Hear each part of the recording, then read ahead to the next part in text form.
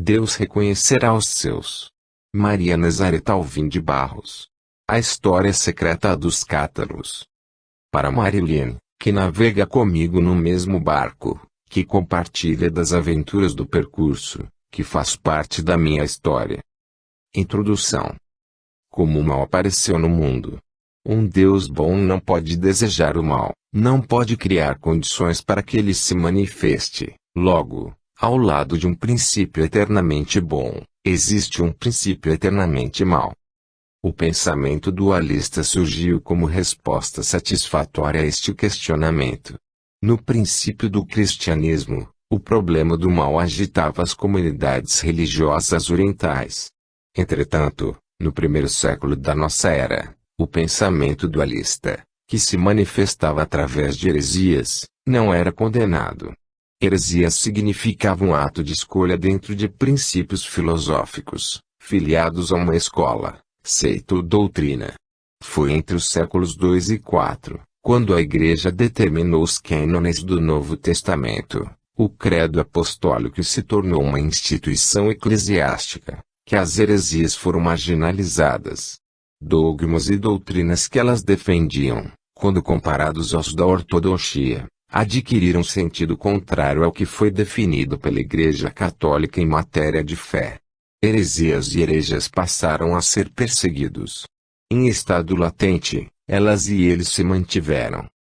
Por volta do ano 1000, o problema do mal voltou a atormentar o homem. O retorno das heresias tornou-se um fato europeu. O que hoje denominamos catarismo apareceu na França, no século XI, possivelmente trazido da Bulgária. O catarismo se instalou também na Catalunha, na Itália, na Alemanha, na Inglaterra, mas foi no sul da França que tomou forma de religião, organizando-se como igreja, como civilização original. Foi ainda no sul da França que ele contou com a conivência dos senhores feudais e exerceu influência social e política sobre a região, modificando o pensamento e os hábitos cotidianos dos sulistas. Em meio a tantas cruzadas, tantas mortes em nome de Cristo, a cruzada albigense, empreendida contra cristãos e não contra infiéis, foi a que obteve maior êxito e consequências importantes. Após a expedição de 1226, o Papa Gregório IX instaurou o primeiro sistema de controle ideológico, feito através de denúncias, delação institucionalizada, interrogatórios e constituição de fichas de informação. A Inquisição, comandada pelos frades pregadores, deu nascimento a uma ferramenta que seria privilegiada por todos os totalitarismos futuros, por todas as ditaduras vindouras. Anos depois, o Languedoc foi anexado à coroa da França, fato de importância capital para a constituição da França atual, porque abriu para o reino as portas do Mediterrâneo. O conflito. Em meados do século XI, a grande preocupação da Igreja era o retorno das heresias, que contaminavam os fiéis e os afastavam da ortodoxia de Roma. A mais perniciosa era difundida entre tecelões. Bispos e arcebispos reagiam. Faziam pregações, reuniam-se em concílios, estabeleciam cânones proibindo feudatários e povo, sob pena de excomunhão e interdição, de dar asilo e proteção a infiéis ou manter quaisquer relações com eles. Mas as ameaças não impediram o desenvolvimento da heresia nem o convívio com hereges. Ao contrário, no início do século XII, ela ganhava seguidores por toda parte. Foi para divulgá-la que, em 1116, o monge Henrique de Lausanne chegou a Mans. O bispo da cidade acolheu-o sem questionamentos. Olhos voltados para uma viagem a Roma, mal informado sobre o conteúdo da doutrina em que seria exposta e defendida pelo monge, o bispo lhe deu permissão para falar ao povo. Ele partiu. E quando voltou a cidade fervilhava. De um lado, o povo, entusiasmado, escutava atentamente as ideias trazidas por Henrique. De outro, as autoridades religiosas locais escandalizavam-se com o teor de seus calorosos discursos. Proibido de pregar, ele não se acovardou e, para espanto da comunidade eclesiástica, não se calou. Os fiéis, encantados com a heresia, garantiam-lhe autoridade e amparo. O bispo conseguiu rechaçá-lo de seus domínios. Henrique refugiou-se em várias cidades, aliciou inúmeros seguidores, mas onde pregava era escorraçado.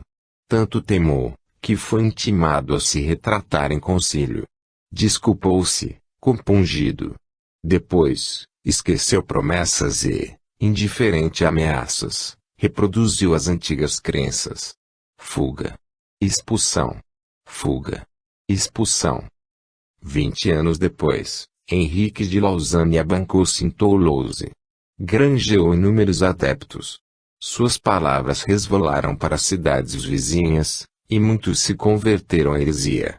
Afonso Jordão, conde de Toulouse, não fora ensinado a tolher ideologias, fossem elas filosóficas, éticas ou religiosas. Estava habituado à diversidade de pensamento, advogava a tolerância. Para o conde, nada mais natural que cada um professasse a religião de sua escolha. O renascimento de heresias dualistas era um fato europeu. Desde o ano 1000, após alguns séculos de latência, elas haviam sido reativadas e, se no início do cristianismo alvoroçaram o Oriente, 1000 anos depois agitavam o Ocidente, trazidas dos Balcãs e do norte da Itália. Não seria ele quem as reprimiria, menos ainda os católicos da cidade. O motivo? Como perseguir amigos e parentes que cresceram juntos, foram educados nos mesmos moldes de respeito às diferentes maneiras de pensar. Os hereges viviam honradamente, como verdadeiros cristãos. Sustentavam-se através do trabalho de suas mãos, exerciam a pobreza pessoal em nítida vontade de restaurar a pureza dos ensinamentos de Cristo. A heresia preconizava um retorno ao evangelismo primitivo, aquele defendido pelo Salvador e seus apóstolos, e que a Igreja Católica esquecera, tão preocupada se encontrava com hierarquia e bens alcançados. A Igreja não pensava como o conde. Exasperava-se com o avanço da heresia. Para tentar detê-la, convocou Bernardo de Clairvaux para divertir os fiéis, mostrar-lhes o perigo a que se expunham ao abraçar crenças condenadas. Acreditou que a interferência do santo homem intimidaria os desviados e os traria de volta ao rebanho, dando fim à situação que se tornava intolerável para Roma. Bernardo, antes de deixar a abadia, enviou carta a Afonso Jordão. Acusou Henrique de Lausanne de semear males e perigos por onde passava. Recriminou Afonso por acolhê-lo em terras condais, por deixá-lo propagar infames mentiras que esvaziavam igrejas, negavam sacralidade a santuários divinos, vilipendiavam sacramentos, afastavam fiéis de festas valorizadas pela igreja, condenavam religiosos, lhes roubavam a devida reverência. Desmereceu a atitude do conde, desonrou aos olhos de igreja e coroa.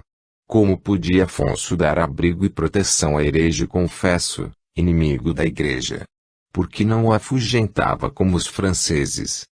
Os toulousianos, pressionados, comprometeram-se a romper quaisquer relações com os hereges que não se retratassem publicamente. Nobres e cavaleiros prometeram que não mais os resguardariam, não dividiriam com eles a mesa, não manteriam nenhum comércio. Capturaram Henrique de Lausanne, aprisionaram-no. Foram as únicas atitudes repressivas que tomaram. Bernardo de Clairvaux visitou localidades vizinhas. Numa delas, dirigiu-se à igreja para pronunciar um sermão. O espaço não era grande o suficiente para comportar os que apreciavam suas palavras. O abade falou especialmente a senhores da cidade. Criticou-os por permitir que ideias condenadas florescessem em suas terras. Repreendeu-os. Ameaçou-os. Exortou-os a castigar os hereges, a retirar-lhes a devida proteção dada a vassalos, a rejeitá-los, marginalizá-los. O santo homem se exaltava diante das próprias palavras, embriagava-se com a grandeza do conteúdo de seu discurso. Enquanto sorvia a própria voz, senhores e cavaleiros, seguidos pelo povo, abandonaram o santuário. Bernardo não arrefeceu. Seguiu-os e, em praça pública, continuou a aconselhar. Eles não deram ouvidos a recriminações e ordens. Entraram em suas casas. Socaram portas e panelas. Gritaram. Impediram que os poucos que permaneceram na praça ouvissem as pias palavras. Bernardo sacudiu a poeira dos pés. Ruminou entre dentes que pó eles eram, e a ele retornariam. Partiu, amaldiçoando a cidade doente, o povo infiel.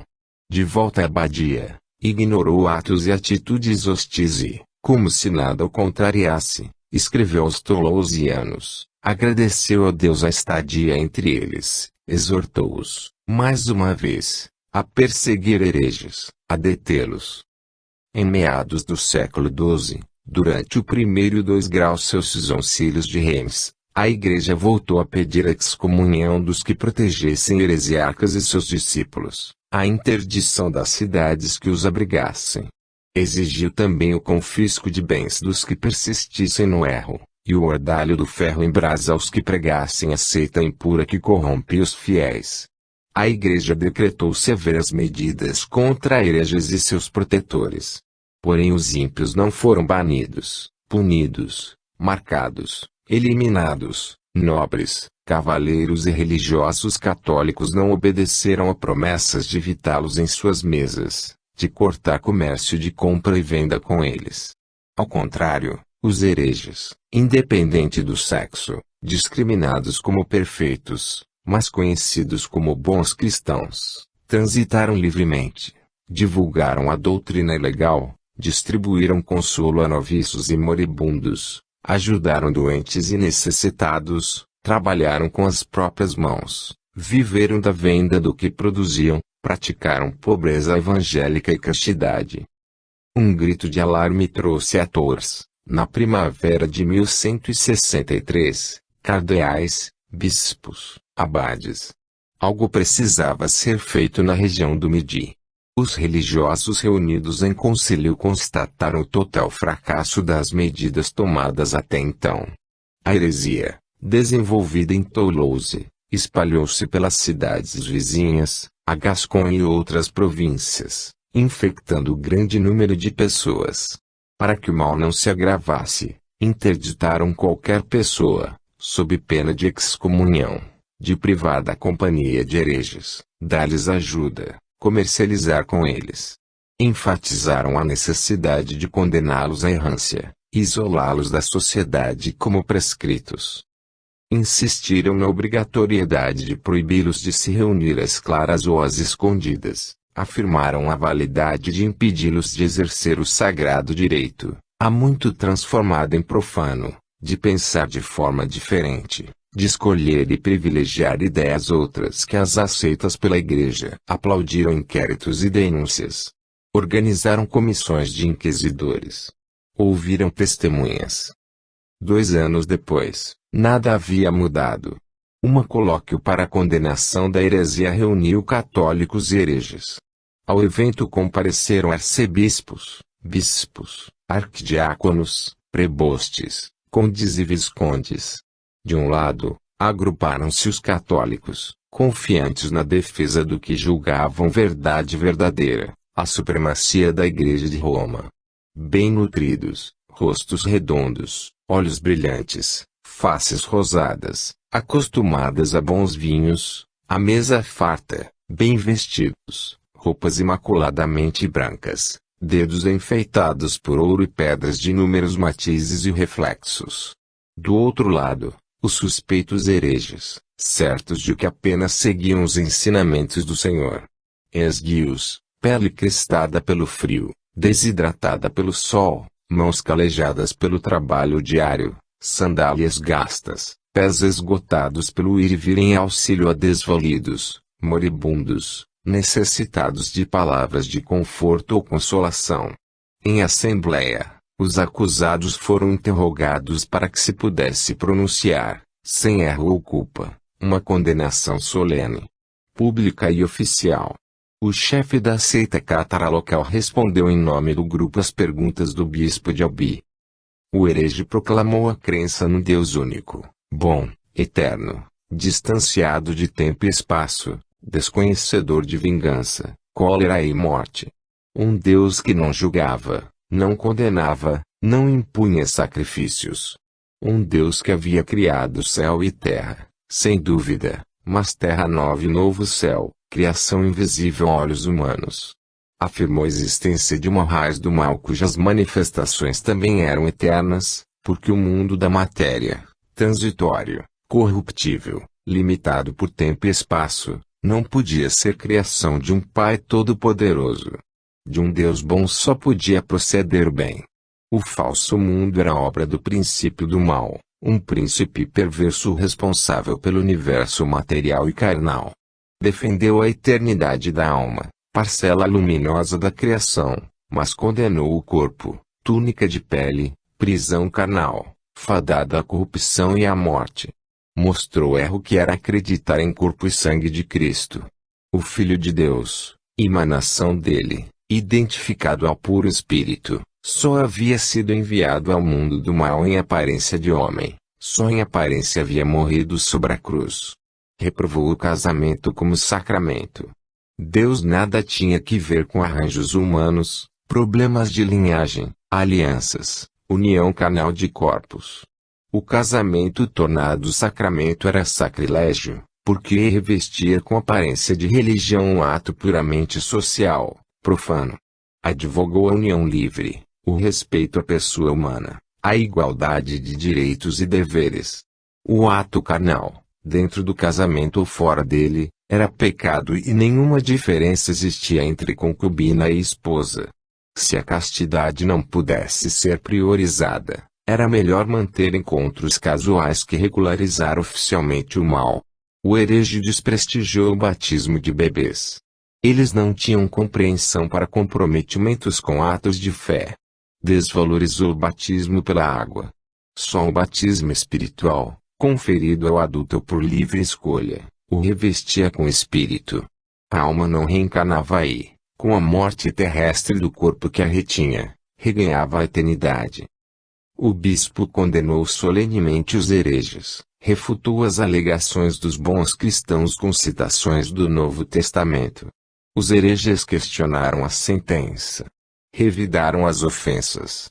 Acusaram os católicos de hipócritas, falsos profetas, indignos representantes da igreja que se vendiam por honras em praças públicas, postos mais elevados, primeiros lugares à mesa, roupas luxuosas, ouro, prata e pedras preciosas. Chamaram de hereges os católicos que não seguiam os ensinamentos de Cristo. Não davam o exemplo para que o rebanho do Senhor aprendesse caridade, humildade, simplicidade, humanidade. O bispo ameaçou acusá-los em Roma e na França. Declarou que a Assembleia estava convencida de que os acusados eram praticantes de heresia.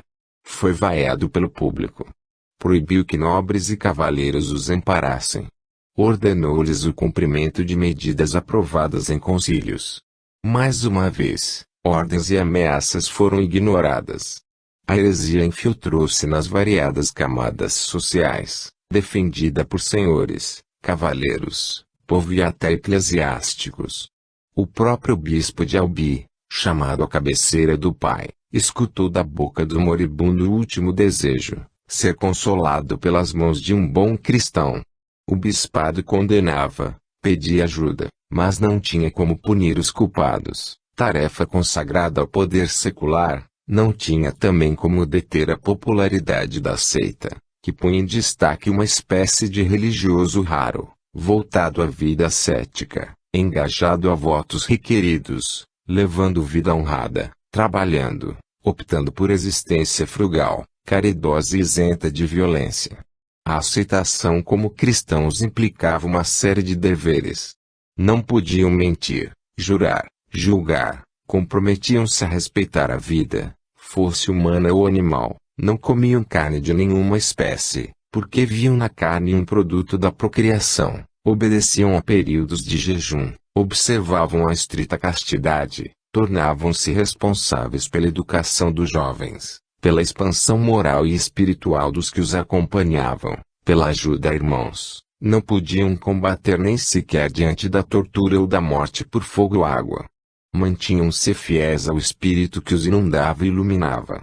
Ora, A pureza de sentimentos que demonstravam impressionava o homem medieval, arraigado à religião, motivado à construção de igrejas, de grandiosas catedrais. Os rígidos costumes, que realmente obedeciam, colocavam em evidência os condenados hábitos do clero católico, voltado à riqueza e luxo, avidez pecuniária, concupiscência, simonia e venda de indulgências, fazendo com que aparecesse como traidor da verdadeira fé e da universal Igreja. Os hereges, apreciados pela retidão de atitudes, fomentavam um anticlericalismo visceral que se traduzia em conflito de interesses entre nobreza e clero, e em descontentamento radical diante da indignidade dos representantes da Igreja. As consequências da aversão a religiosos corrompidos apareciam no emprego de exércitos pessoais que se compraziam em roubar, das igrejas, vinhas, prados, renda de terras ou moinhos, impostos arrecadados, taxas de passagem por cidades, estradas e pontes. A aversão ficava evidente, insolente, quando os senhores construíam castelos e fortalezas em terras de abadias e mosteiros. O papado tinha consciência dos costumes dissolutos de seus religiosos e inúmeras vezes repreendeu os defensores da fé católica, mas limitava-se a censurá-los, a aceitar promessas que não eram cumpridas. A cada concílio, era preciso lembrá-los das virtudes de decência, caridade, piedade, reprová-los por usura e acúmulo de benefícios. O relaxamento dos costumes clericais prejudicava o catolicismo, e, enquanto os clérigos escondiam a tonsura para evitar a hostilidade e desprezo do povo, os hereges ostentavam uma religiosidade inatacável, devotada à caridade, despojada de bens materiais, convicta da missão que desempenhavam neste mundo de aparências. Impossível para o clero combatê-los quando senhores, opinião pública e até católicos os respeitavam. Impossível valer-se de meios espirituais para deter a heresia. Pregações não afastavam simpatizantes, excomunhões não assustavam seguidores, menos ainda praticantes. A heresia ganhava terreno, e bispos e arcebispos, impotentes diante do perigo ameaçador para a Igreja, lançaram um pedido de ajuda ao rei da França. Não foram os únicos a pedir intervenção real. O conde Raimundo V, sucessor de Afonso Jordão no condado de Toulouse, não herdou a tolerância do pai. Devotado à Igreja, desterrou os hereges de suas terras, mas, para que seu edito fosse cumprido, dependia dos magistrados das grandes cidades, dos vassalos da pequena nobreza. Sendo assim, as ordens de Raimundo V não encontraram melhor acolhida que as de bispos e arcebispos. Ele também não dispunha de autoridade nem meios para obrigar vassalos a caçar, evacuar amigos e parentes. Restou-lhe também gritar por socorro ao rei da França. O monarca tinha todo o interesse em regularizar a situação religiosa de Toulouse e de outras cidades meridionais. Designou, imediatamente, alguns religiosos e o legado do Papa como missionários. Os enviados mensuraram o progresso da heresia assim que pisaram em terras toulousianas. Em campos e cidades, foram vaiados, insultados. O povo virava-lhes as costas, tratava-os de hipócritas e até de hereges, gritava para que não fossem ouvidos quando pregavam. Mesmo assim, alguns dias depois, os religiosos iniciaram as pregações públicas. Os toulousianos, para confundi-los, deram provas do mais intenso fervor religioso. Impossível distinguir hereges de católicos. O legado abandonou as pregações. Aliou-se ao bispo de Toulouse, convocou o clero católico, os cônsules da cidade e os cidadãos reconhecidamente devotados à Igreja. Todos juraram que denunciariam hereges e seus protetores. Graças à delação, alguns fiéis de heresia caíram em mãos missionárias. Abjuraram. No 3 graus Celsius auxílio de latrão, vários cânones preocuparam-se em devolver dignidade ao clero, desprestigiado pela corrupção e pelos devassos costumes dos religiosos. Regradas as mudanças internas, trataram dos problemas externos. O mais sério era a situação religiosa no Midi. Cânones que validavam excomunhões continuaram a ameaçar defensores de hereges. Interdições continuaram a pairar sobre as cidades. O cânone 27, entretanto, surpreendeu. Nele, igualaram-se bons cristãos a salteadores, recrutados em bandos entre imigrantes de baixo nível oriundos de Navarra, Aragão, Catalunha e País Basco. Denegrir a imagem do oponente, amalgamando-a de excluídos, imputando-lhe crimes condenáveis, sempre foi a forma de defesa de toda e qualquer repressão. Mas, além disso, o concílio implantou a ideia de guerra santa contra hereges, distribuidora de benefícios materiais e espirituais aos participantes. Na verdade, pregou-se uma cruzada, dirigida a grupos que se denominavam cristãos, praticavam o mais primitivo cristianismo e ocupavam uma parte da Europa havia muito cristianizada. A ajuda pedida por Raimundo V e os decretos baixados em concílios promoveram o aparecimento de um tribunal inquisitorial na Occitânia, incumbido de denunciar os hereges e de obrigá-los a provar inocência. Os religiosos só podiam excomungar cidadãos e interditar cidades. Cabia a feudatários multar, confiscar, interditar juridicamente, exilar e até condenar à morte os infiéis. Medidas pesadas, mas, por ora, os bons cristãos e seus protetores não se encontravam ameaçados. A autoridade dos bispos era reduzida. Quanto aos senhores, não havia com que se preocupar. Com a morte dos mais ferrenhos adversários da heresia, o conde Raimundo V de Toulouse e o rei Afonso II de Aragão, em 1194, denúncias, ameaças e punições foram suspensas. O novo conde de Toulouse, Raimundo VI, e o novo rei de Aragão, Pedro II, empenharam-se em pôr ponto final a conflitos que impedissem a unificação e a prosperidade da região, e as mudanças foram radicais.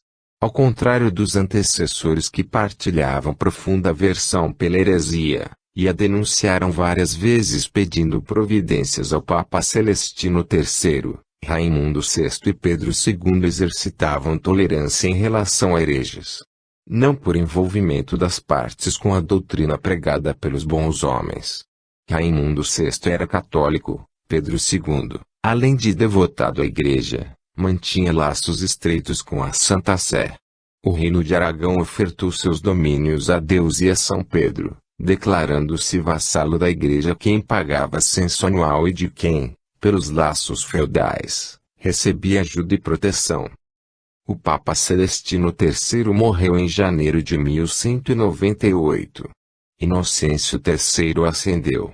O novo Papa estudou teologia na Universidade de Paris, na de Bolonha, aperfeiçoou-se em direito canônico. Oriundo de família ilustre e nobre, aliava qualidades morais inatacáveis à fé inquebrantável, a gigantesca e profunda erudição. Experiente administrador da Igreja, tinha por principal objetivo restaurá-la e confirmá-la como governadora do mundo. Nenhuma dúvida assaltava quanto à supremacia do poder espiritual, confiado à Santa Sé, sobre o poder temporal, depositado em mãos de reis e imperadores. Não era por unção de arcebispos que validavam suas coroas. O poder espiritual investia o temporal, reduzindo-o a algo temporário, dependente. O Papa era o verdadeiro soberano. Todos deviam vassalagem e homenagem à Santa Sé, e, em troca, ela os recompensava com a suprema proteção. A clareza com que discursava sobre a supremacia da Igreja ajudou a permear inúmeros negócios de Estado e conseguir que muitos soberanos se tornassem, efetivamente, vassalos da Santa Sé. Para afirmar a soberania, exigia que pagassem à Santa Sé o censo anual, outorgava-se o direito de coroá-los, mas nem todos. Com os reinos da Inglaterra e da França, Inocêncio não alcançou a mesma sorte. Os soberanos não se renderam às pressões da Santa Sé, e até os barões de Filipe Augusto, rei da França desde 1180, recusavam o investimento feito pela Igreja. O direito de investidura, afirmavam, pertencia ao rei, e o afastamento da regra era sentido como usurpação de poder. Tão logo ascendeu, Inocêncio ocupou-se em determinar as medidas necessárias para combater a heresia. Exigiu repressão eficaz, afastamento dos perturbadores da ordem, cumprimento dos cânones estipulados em concílios. Ameaçou conseguir a ajuda do poder temporal e dobrar os senhores pela força da espada.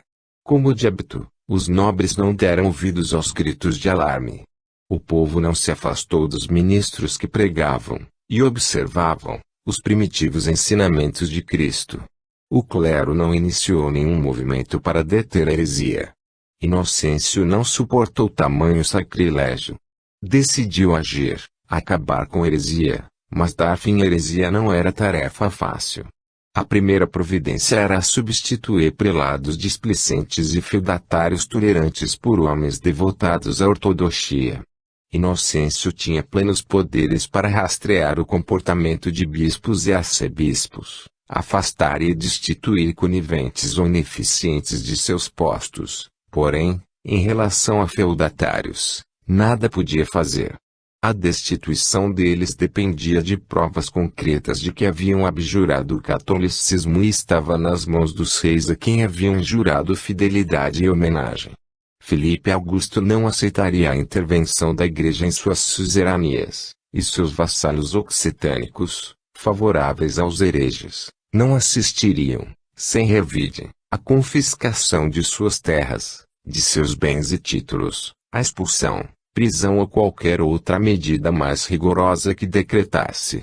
Seria ignorado e, sem ajuda do poder temporal para garantir suas ordens, arriscava-se a enfrentar exércitos pessoais, quem sabe até exércitos aliados. Inocêncio resolveu investigar a real situação de clero e nobreza em relação à heresia. Com que bispos, feudatários e exércitos podia contar para combater senhores complacentes e protetores de heresia? O Papa designou seu conselheiro e confessor para percorrer a região, visitar cidades, castelos, fortalezas e estabelecimentos religiosos.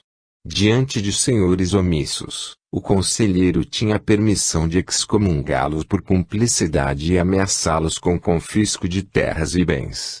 Podia ainda interditar cidades, ou seja, suspender ofícios religiosos, soar de sinos e distribuição de sacramentos. Em contrapartida, diante dos que colaboravam com a salvação da fé cristã, podia conceder a mesma remissão de pecados dada a peregrinos de São Tiago e São Pedro. Inocêncio entendia que a Igreja devia ser encarada como uma magistratura suprema, e ele, único soberano, tinha o dever de intimar os senhores a privar de seus bens os culpados de heresia, o mais grave delito, a pior ofensa, o crime de lesa majestade contra a Igreja. Enquanto o Papa tomava providências para deter a heresia, o arcebispo de Narbonne convocou Raimundo VI, conde de Toulouse, Pedro II, rei de Aragão, e Bernardo IV, conde de Cominges, para uma reunião. O religioso tinha motivos de sobra para preocupações e viu-se obrigado a alertar o restrito grupo para que elaborasse novas regras que seguir. Sabe a decisão, porque, se conde e rei eram outros e agiam de forma diferente da de seus antecessores, outro também era o Papa e não estava disposto a ser contrariado em suas ordens. O arcebispo discorreu sobre a inflexível posição de Inocêncio III diante de heresias, frisou a soberania que atribuía ao poder espiritual. Em seguida, ressaltou a difícil posição de feudatários occitânicos e aragonenses que, como ele, insistiam em ignorar cânones de concílios que pregavam ortodoxia e incitavam senhores a punir os que se haviam desviado dos ensinamentos da Igreja. Concluiu que a omissão que sustentavam teria consequências desastrosas. Era preciso evitar a ira de Inocêncio e afastar a intervenção que fatalmente ocorreria, em forma de excomunhão, interdição e até represálias mais violentas. Era chegada a hora de agraciar o papado com garantias de empenho, interesse em reprimir a heresia, confirmando total comunhão com a ortodoxia. Os receios do religioso não eram infundados. Entre outros atos condenados, ele era acusado de contestar a colaboração exigida por legados papais. Sobre o rei de Aragão recaíam compromissos de vassalagem devidos à Santa Sé. A pior situação, entretanto, era do conde de Toulouse, que acumulava contas por acertar com a igreja. O Papa Celestino ameaçara Raimundo 6 graus Celsius com excomunhão e interdição. Anticlerical, o conde não prezava igrejas dissolutas e, sem escrúpulos, despojava-as frequentemente. Se com a mão direita destinou poupudas doações a abadias, com a esquerda pilhou e arruinou igrejas, expulsou bispos, aprisionou abades, apoderou-se de bens de alguns bispados, edificou fortalezas em terras santas. Não minoraram seu vandalismo demonstrações de desprendimento. Celestino III não aplaudiu sua conduta e, listando benfeitorias e estragos, reprovou como bom católico. Interessado na absolvição, Raimundo VI prometeu obediência, provas de fidelidade e submissão à Igreja, mas não cumpriu nenhuma exigência feita pelo Papa. Os cátaros continuavam a pregar a doutrina condenada, a investir perfeitos, a manter comércio, a receber proteção e asilo. O conde Bernardo IV agiu como mediador e advogou a necessidade de dar à Igreja garantias de boa vontade e ortodoxia. O arcebispo não exagerava em ressaltar a inflexibilidade de Inocêncio diante de heresias e os compromissos de senhores perante a Santa Sé. Era insensato e perigoso cruzar os braços e fingir que nada estava acontecendo. Não demoraria muito e Inocêncio enviaria legados para observar os feudatários, denunciá-los, e eles seriam obrigados a agir. Bernardo sugeriu que Raimundo VI se antecipasse e, antes que fosse cobrado por males e estragos causados, refizesse o pedido de absolvição, comprometendo-se à obediência devida ao Papa. Ao nobre rei de Aragão aconselhou que sancionasse o edito de Afonso II, seu pai, em nome da vassalagem e homenagem devidas à Santa Sé. Conde e rei concordaram com a prudente e sensata proposta de Bernardo. Raimundo VI reiterou o pedido de perdão. Comprometeu-se a agir contra os infiéis que se multiplicavam em suas terras. Inocêncio impôs peregrinação em santas terras, porém, caso não pudesse ir pessoalmente, poderia enviar certo número de combatentes em seu lugar. O rei de Aragão, sobre quem não pesava nenhuma recriminação, confirmou o texto de Afonso II, proclamou o direito de castigar com a morte os que divulgassem verdades contra a Igreja. Pedro II mostrou-se mais intransigente que o pai, mas os vassalos de Aragão sabiam que as ameaças proferidas não sairiam do papel. Totalmente teóricas, assim permaneceriam. Inocêncio III descansou e esperou, paciente, que rei e conde cumprissem suas promessas. Enquanto isso, seu conselheiro percorria as cidades infestadas de hereges, indagava sobre senhores, bispos e arcebispos. Observava. Anotava irregularidades. De posse das conclusões, enviou-as a Inocêncio. Em seu relatório, o religioso deixou claro que os feudatários acusados de proteção aos hereges não tomariam medidas repressivas contra a heresia. Em que se baseou para excluir a possibilidade de repressão. Em evidências concretas, não há dúvida. Raimundo VI, apesar de católico, nutria simpatia pelos que sustentavam o evangelismo primitivo e era amigo íntimo de numerosas famílias cátaras. Era homem pacífico e, decididamente, não desterraria os bons cristãos do condado, não os intimidaria com armas nem pressionado pelos legados. Raimundo Rogério Trincavel, senhor da principal casa vassala de Toulouse, a casa de Béziers Carcassonne, acabara de atingir a maioridade e, como toda a feudalidade do país, transformou-se em defensor dos albigenses. O conde Bernardo IV de Cominges, diplomata e excelente administrador, era um dos grandes vassalos de Raimundo VI. Desde a morte de Raimundo V, colocou-se como intermediário da paz entre Toulouse e Aragão. Apesar de professar a fé católica, era tolerante em relação aos hereges. Raimundo Rogério, conde de Foix, também era católico, mas suas convicções religiosas não impediram que sua irmã se tornasse perfeita e dirigisse uma casa herege. Ele frequentava sua casa e a de amigos hereges. Não os reverenciava, como faziam os seguidores da seita, mas não tinha nenhum escrúpulo em se mostrar ao lado dos seguidores para ouvir sermões. Após o detalhado exame da situação occitânica, a Santa Sé só poderia contar com Guilherme VIII de Montpellier. Vassalo do conde de Toulouse, Guilherme sempre cultivou hostilidade em relação a Raimundo VI e fazia questão de se conduzir como fiel e obediente servidor da Igreja.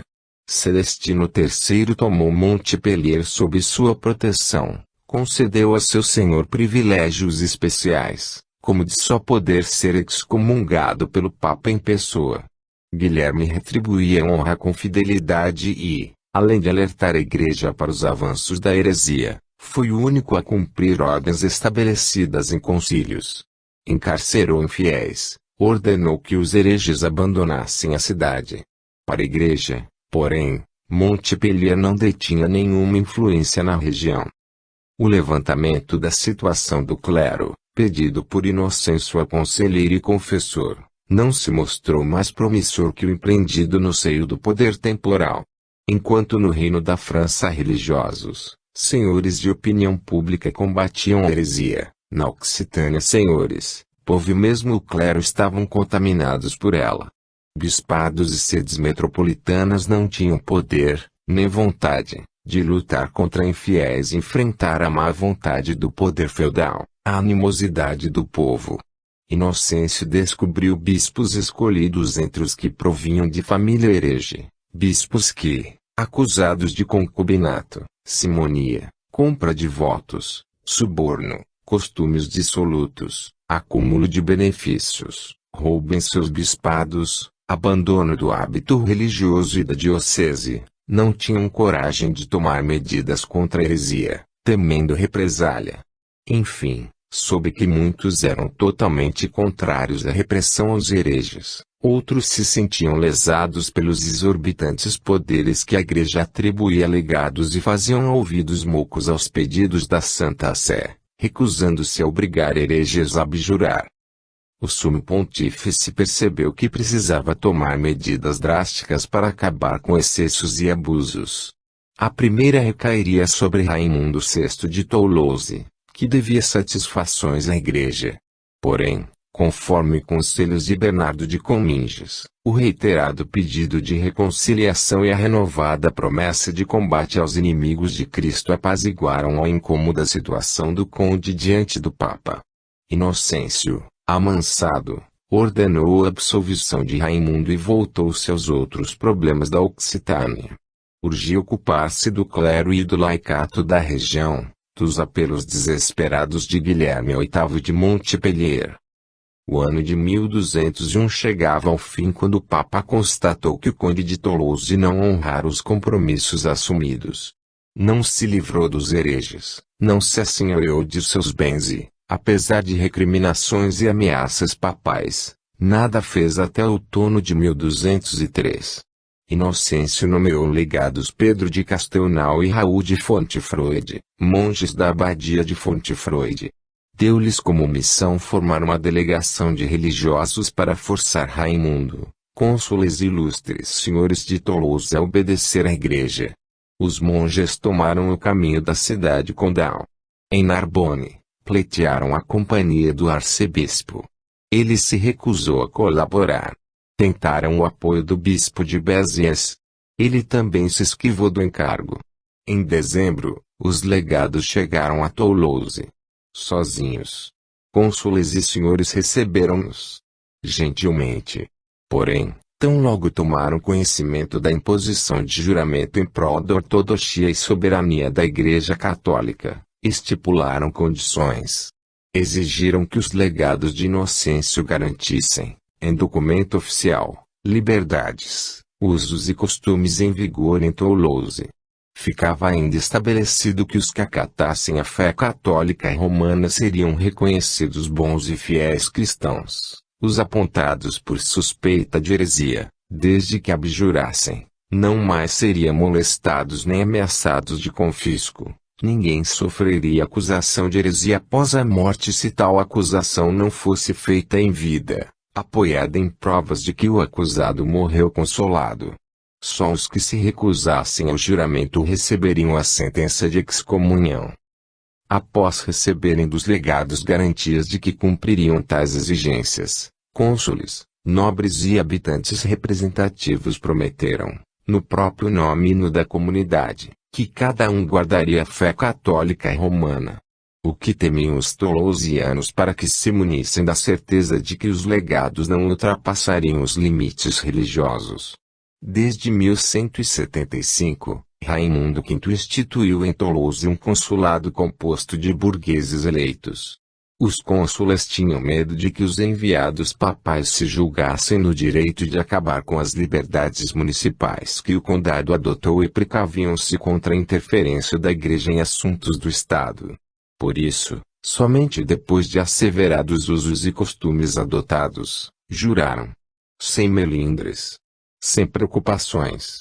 Afinal, em momento algum garantiram punir hereges, confiscar bens de cúmplices de heresia. Limitaram-se a agir como bons ortodoxos e excomungar os que se haviam desviado do caminho. Afiançadas promessas, finalizados juramentos, Raimundo VI livrou-se rapidamente dos legados, feliz por afastá-los dos arredores da cidade. Inocêncio já não se iludia com promessas ou garantias. Sabia que o juramento de Toulouse não significava providência efetiva. Os feudatários occitânicos não pareciam dispostos a empregar força para vingar a Igreja. Havia 6 anos, implorava ajuda aos senhores e nada havia sido feito. Não seria entre protetores de heresia que encontraria combatentes para a defesa da Igreja. Nem sequer entre os aragonenses recrutaria aliados. Isto ficou claro quando Raimundo VI, em janeiro de 1204, se casou com a irmã de Pedro II, rei de Aragão, ligando-se ao rei por laços de amizade e parentesco. Inocêncio precisava convocar espadas em região devotada à ortodoxia, em cidade onde senhores e povo fossem intransigentes com os que se haviam rendido ao mal. O Papa empenhou-se diante do rei da França, Filipe Augusto, por uma eficaz intervenção. Clamou por uma expedição militar. Esgotados os restritos recursos do poder espiritual, Inocêncio implorou a Filipe Augusto, ou ao próprio príncipe Luís, que usasse o poder temporal, ou seja, o emprego de força e espada no combate a infiéis. Ofereceu aos franceses, em troca da ajuda contra os partidários de heresia, o confisco de terras e títulos, a possibilidade de anexar a infiel região ao domínio real, aos cruzados, a mesma remissão de pecados outorgada aos que prestavam socorro em Terra Santa. 3 dias depois de enviar a Filipe Augusto o pedido de que organizasse uma expedição militar, Inocêncio elegeu Arnaldo Amaury, abade de Cister, seu representante na Occitânia. Inocêncio apoiou-se no prestígio da ordem cisterciense, reconhecida pelo rigor de suas regras. Acreditou na decisiva intervenção que o abade poderia exercer e lhe deu poderes jamais conferidos a nenhum outro. A bula, do dia 31 de maio de 1204, foi clara quanto aos desejos de Inocêncio. Nela, aconselhou o religioso a pregar a palavra divina, mas, sobretudo, a dar o exemplo, porque retidão de palavras implicava retidão de atos.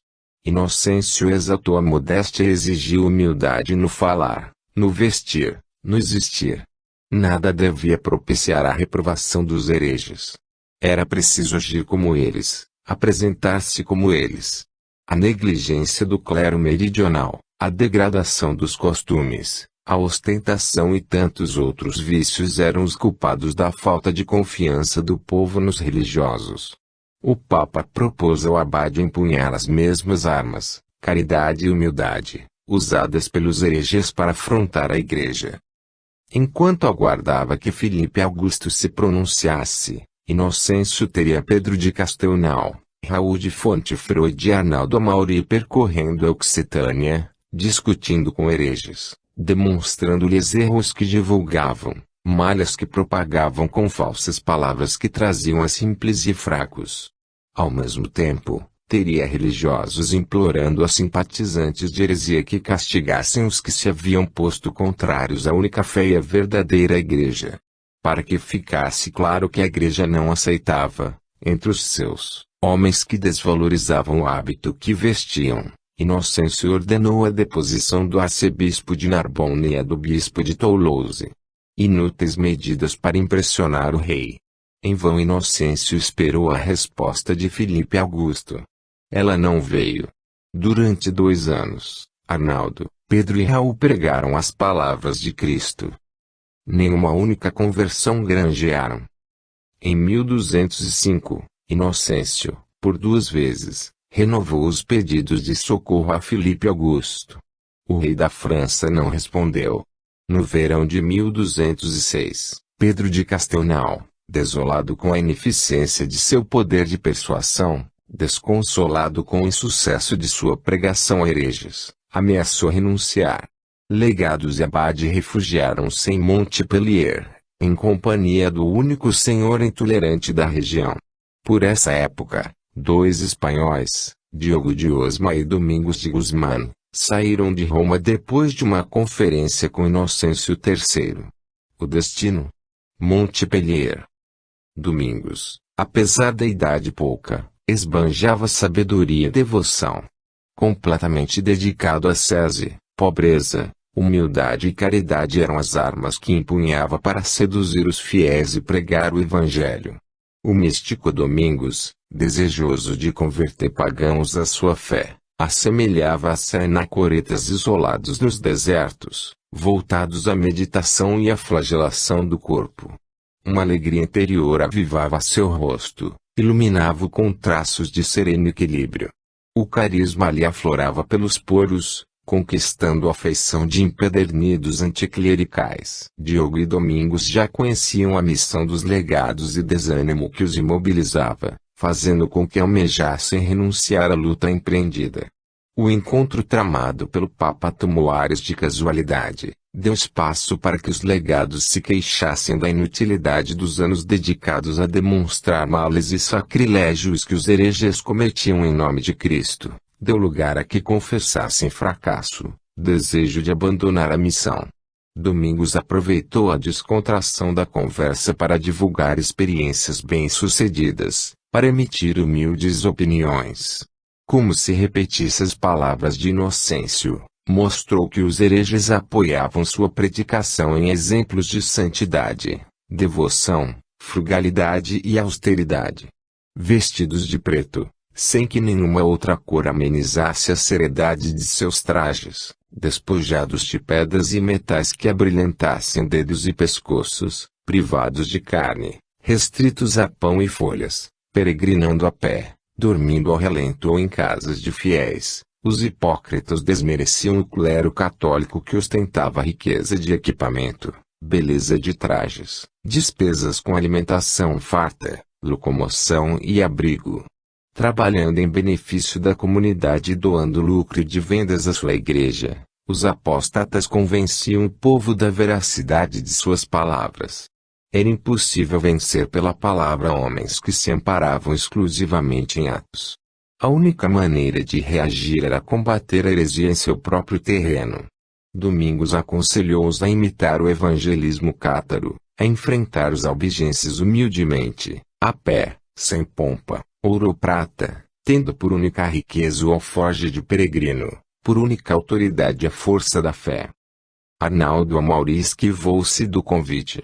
Alegou encargos inadiáveis como chefe da ordem de Cister. Sem que houvesse possibilidade de escapar, Pedro e Raul dedicaram-se aos preparativos para colocar em ação o método proposto pelos religiosos espanhóis. Pouco depois, a pé, mendigando pão, dormindo em estradas, pobremente vestidos, os 4 homens introduziram a peregrinação evangélica na Occitânia.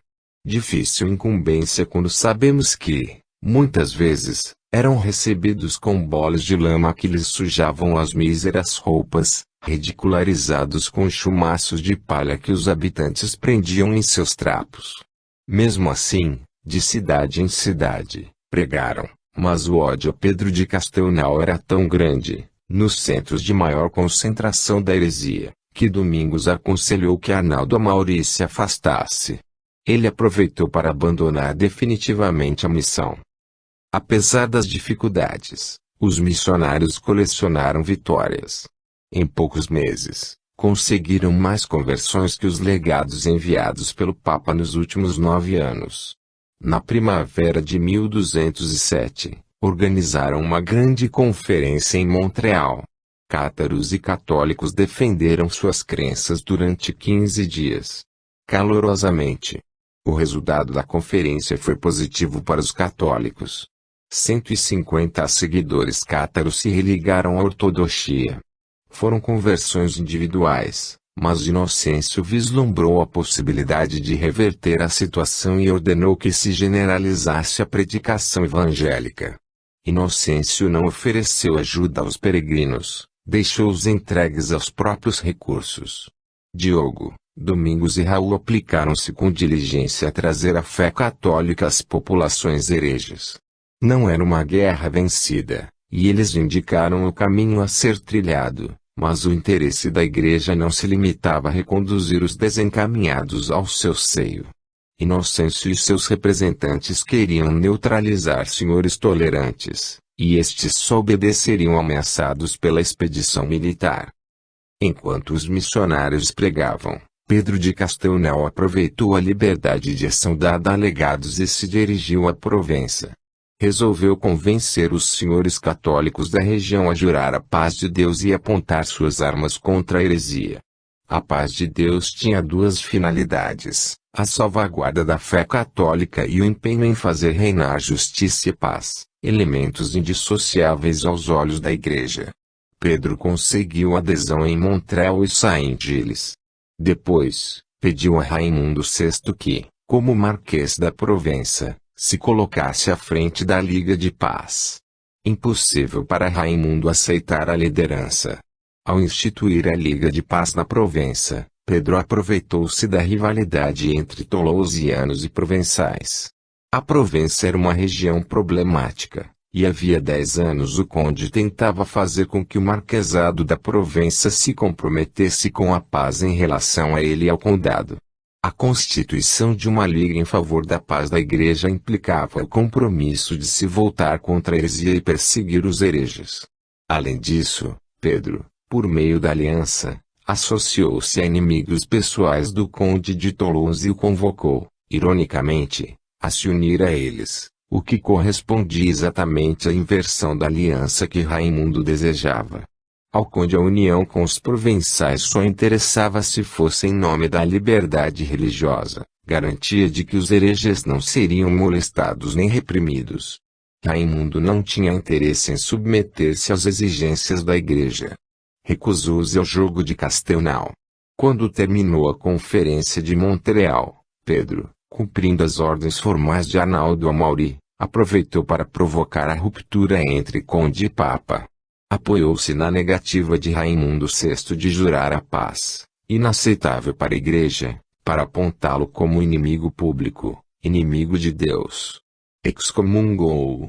Interditou seus estados. Inocêncio foi informado do castigo. Indignou-se com os motivos. Enviou cartas a arcebispos, intimou-os a respeitar a sentença pronunciada por Pedro. O Papa também acusou o conde de destruir vinhas, não observar a paz durante a quaresma e nos dias de festa, expulsar bispos, transformar igrejas em fortalezas, dar encargos públicos a judeus, uma vergonha para os fiéis da religião cristã, proteger hereges e recusar-se a persegui-los, o maior dos crimes, contratar salteadores aragonenses. Se Inocêncio precisava de motivo escandaloso para justificar seus apelos ao rei da França e instigá-lo, mais uma vez, a organizar a expedição militar, beneficiando-se com indulgências e terras occitânicas, O fato de Raimundo não jurar a paz de Deus era, aos seus olhos, mais do que suficiente. Que senhor católico recusaria ajudá-lo? Qual se negaria a punir tamanha audácia? Felipe Augusto e os barões franceses ousaram reverenciosamente. Não que o Papa não tenha